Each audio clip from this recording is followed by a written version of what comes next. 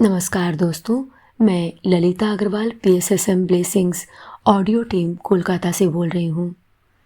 पिछले ऑडियो में हमने जाना कि टॉरकॉम जी स्वीकृति की गलत धारणा के बारे में बता रहे हैं। ऑडियो नंबर 169 में हम इसी घटना को आगे बढ़ाते हैं। वह बताते हैं, वास्तविकता यह है कि चीज़ों को और लोगों को वैसे ही स्वीकार करना जैसे कि वे हैं, हमें ऐतिहासिक युग के भी पहले ले जाएगा, जहां इंसान कुछ भी कर सकता था और स्वीकृत होता था। स्वीकृति का मतलब होता है बाधा, अवरोध। यह आपकी बुद्धि को या आपकी विश्लेषण करने की शक्ति को कमज़ोर कर देता है, और इसमें ऐसा कोई श्रम नहीं है जो प्रगति की तरफ ले जाता है। ब्लैंकेट स्वीकृति का मतलब है ज़्यादा सुंदरता, अच्छाई और सत्य की तरफ, दृष्टि का अभाव, श्रम का अभाव, और यह एक ऐसे जीवन की ओर नेतृत्व करता है जिसमें हम अपनी इच्छाओं और लालसाओं को ही फॉलो करते हैं, बिना किसी परिणाम के बारे में सोचे। सिर्फ अस्वीकार करने के द्वारा ही चीज़ें प्रगति करती है, विकसित होती हैं। हम सच में लोगों को तब स्वीकार करते हैं जब हम उन्हें उन्नति करते हुए और उन्हें उसके लिए प्रयास करते हुए देखते हैं। जब हम उनमें जीवन के हालातों को इम्प्रूव करने के लिए उनमें लगातार एक समर्पण का भाव देखते हैं, और जब हम उनमें लोगों की भलाई के लिए स्वयं में जिम्मेदारी का भाव बढ़ते हुए देखते हैं। इस तरह की स्वीकृति का अर्थ है उन्हें अपना जीवन और समाज का जीवन इम्प्रूव करने के लिए उनको एनकरेज करना। पूरी लाइफ ही स्वीकृति और अस्वीकृति का एक डेमोन्स्ट्रेशन है। हम लोगों को और चीज़ों को तब स्वीकार करते हैं जब वे जीवन को उन्नति की तरफ ले जाते हैं। उन्हीं लोगों को और चीज़ों को हम तब अस्वीकार करते हैं जब वे जीवन की उन्नति में बाधा बनते हैं।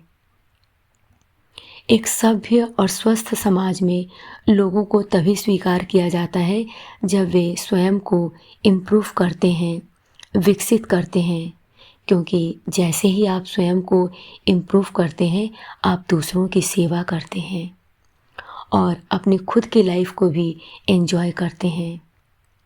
जो टीचर्स अपने छात्रों की बढ़ चढ़कर प्रशंसा करते हैं, वे उनकी प्रगति को अवरुद्ध करते हैं। जो टीचर्स अपने छात्रों की सफलता से आनंदित होते हैं, लेकिन उन्हें यह भी दिखाते हैं कि उनके शिक्षक उनसे और ज़्यादा आशाएं रखते हैं, वे अपने छात्रों की सृजनशीलता और विकास को गति देते हैं। स्वीकृति जो थ्योरी है, उसका अपना एक लक्ष्य है। एक व्यक्ति था जो नैतिक रूप से गर्त में था, बुराइयों और बीमारियों से भरा हुआ, जिसने अपना जन्म स्थान छोड़ दिया और एक दूसरे शहर में चला गया जो स्वस्थ, सुंदर और नेक लोगों से बसा हुआ था। इस शहर के लोग इस गिरे हुए इंसान से दूर खड़े हो गए और वहाँ की औरतें इसके साथ बात करना या डांस करना नहीं चाहती थी। लेकिन इस बुरे आदमी ने भी अपना प्रयास नहीं छोड़ा। एक दिन वह अपने हाथ में शराब की बोतल और मुंह में सिगार लेकर एक भीड़ में गया और उसने वहाँ के लोगों का ध्यान आकर्षित करने के लिए शोर मचाना शुरू किया और कहा, मेरे साथियों, मैं अपने आप को वैसे ही स्वीकार करता हूँ जैसा मैं हूँ। हाँ, मैं बुरा व्यक्ति हूँ, मैं ड्रिंक करता हूँ, चोरी करता हूँ, मुझ में सभी बुराइयाँ हैं और मैं बीमार हूँ, लेकिन मैं स्वयं को स्वीकार करता हूँ। मुझे किसी सलाह की ज़रूरत नहीं है। मैं जैसा हूँ बिल्कुल वैसा ही रहना चाहता हूँ। मैं बदलना नहीं चाहता, लेकिन मैं चाहता हूँ कि आप स्वयं को परिवर्तित करें। प्रेम बहुत महत्वपूर्ण है, संबंध भी बहुत महत्वपूर्ण है, और प्रेम और अच्छे संबंधों के लिए ज़रूरी है कि आप एक दूसरे को वैसे ही स्वीकार करें जैसे कि आप हैं। उसने इन बातों को कई बार दोहराया और आखिरकार एक औरत ने उसे पसंद कर लिया। उनके बच्चे हुए और इस तरह वह उस समाज का हिस्सा बन गया जिसने उसे अब स्वीकार कर लिया था। उसके बच्चे उसी के उदाहरण से बड़े हुए और 50 सालों में वह समाज कुरूपता में बदल गया, जहाँ हर एक व्यक्ति हर एक को वैसा ही स्वीकार करने लगा जैसा कि वह था। 100 सालों बाद वह सुंदर समाज पूरी तरह खत्म हो चुका था, क्योंकि वहाँ पर अपराध, अज्ञानता, बुराई के विरुद्ध कोई खड़ा होने वाला नहीं बचा था। एक कुरूप समाज का राजत्व हो गया था और धीरे धीरे वह खत्म हो गया।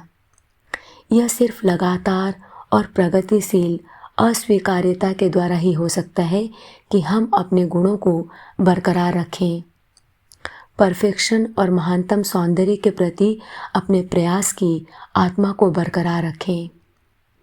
अस्वीकार्यता को हम एक एटीट्यूड की तरह डिफाइन कर सकते हैं, एक स्थिति की तरह जिसमें हम इम्प्रूवमेंट की आशा करते हैं, और यही जीवन है।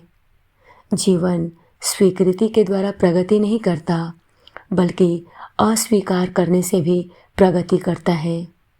अगर हम लोगों को और चीज़ों को वैसे ही स्वीकार कर लें जैसे कि वे हैं, तो हम उन टैलेंट्स को कल्टिवेट नहीं कर पाएंगे, उन प्रतिभाओं को नहीं खोज पाएंगे जो हमारे अंदर पहले से ही मौजूद हैं। इसलिए हम ऐसा कहते हैं, एक दूसरे को वैसे मत स्वीकार करिए जैसे कि आप हैं। एक प्रयास, एक टेंशन को क्रिएट करिए। अस्वीकार करने का मतलब घृणा करना, आलोचना करना या विनष्ट करना नहीं है। इसका अर्थ है प्रगति की संभावना, विकास की संभावना, ज़्यादा सभ्य, ज़्यादा स्वस्थ और सुंदर होने की संभावना को देखना। अगर मेरी माँ अपराधी होती तो मैं उनसे घृणा नहीं करता, न ही वो जो भी करती उसको स्वीकार करता और उन्हें दिखाता कि मैं उनके चरित्र का अनुमोदन करता हूँ। कोई भी कानून, चाहे वह लीगल हो या नैतिक, अस्वीकार करने का ही प्रूफ है। नैतिक और लीगल लॉज के बिना हम पूरी तरह अव्यवस्था में जीते हैं, और एक्सेप्टेंस थ्योरी इसी तरह हमारा नेतृत्व करती है। अस्वीकार्यता एक चैलेंज का निर्माण करती है, प्रयास करने के ऊपर ध्यान देती है। एक्सेप्टेंस लोगों को वही रहने के लिए प्रोत्साहित करता है जैसे वे हैं। किसी भी फील्ड में हर प्रोग्रेस, हर टैलेंट, हर एक जीनियस जो स्वयं में है, वे दूसरों में एक श्रम का निर्माण करते हैं, क्योंकि वे महसूस करते हैं कि स्वीकार्यता सिर्फ उन्नतिशील प्रगति में ही है। पर्वत पर्वतारोहियों को ही आमंत्रित करते हैं। यह चैप्टर यहीं ख़त्म होता है।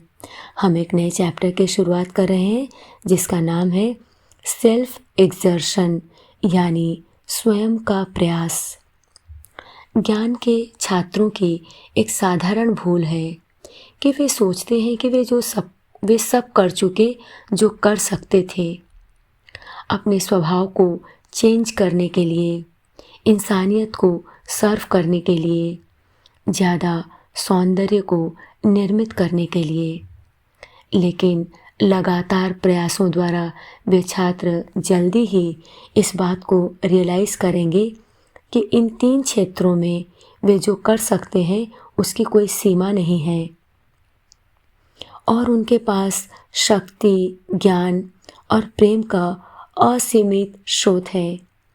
यही वजह है कि ज्ञान के छात्रों को स्वयं के प्रयासों के लिए कोशिश करनी होगी। स्वयं के प्रयासों द्वारा नए केंद्र खुलेंगे, नई ऊर्जा बहेगी और चेतना के नए आयामों को छूने का मौका मिलेगा।